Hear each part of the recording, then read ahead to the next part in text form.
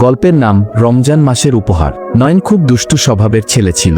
নামাজ পড়তে চাইত না, রোজা রাখার নাম শুনলেই মুখ গোমরা করত।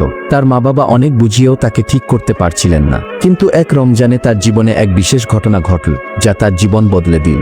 নয়নের বাবা তাকে ডেকে বললেন, বাবা, এবার একটা পরীক্ষায় পাশ করলে তোমাকে একটা চমৎকার উপহার দেব। নয়ন চমকে গেল, উপহার? সে তো উপহার পেতে খুব ভালোবাসে। সে আগ্রহ নিয়ে জিজ্ঞেস করল, কি পরীক্ষা?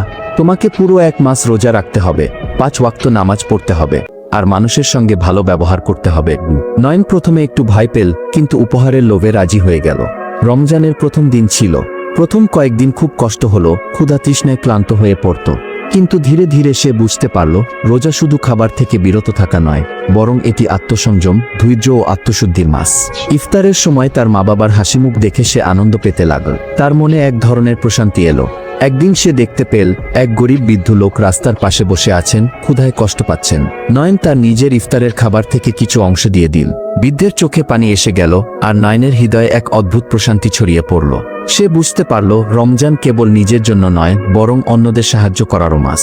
শেষ রমজানের দিনে বাবা তাকে ডেকে বললেন, এবার বলো, তুমি কি উপহার চাও? নয়ন হেসে বলল, বাবা, আমি আসল উপহার পেয়ে গেছি। রোজার বরকত, ধৈর্য, সংযম আর দয়ার শিক্ষা, এগুলোই আমার জন্য সবচেয়ে বড় উপহার। বাবা মা গর্বিত চোখে ছেলেকে জড়িয়ে ধরলেন।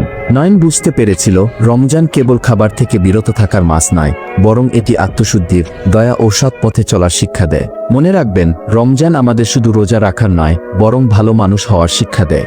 এটি ধৈর্য, সংযম, দয়া ও ইবাদতের মাধ্যমে আমাদের জীবনকে সুন্দর করে তোলে। গল্পটি কেমন লাগলো জানিয়ে যাবেন, আর অবশ্য ফলো, লাইক এবং সাবস্ক্রাইব করে যাবেন। ধন্যবাদ সকলকে।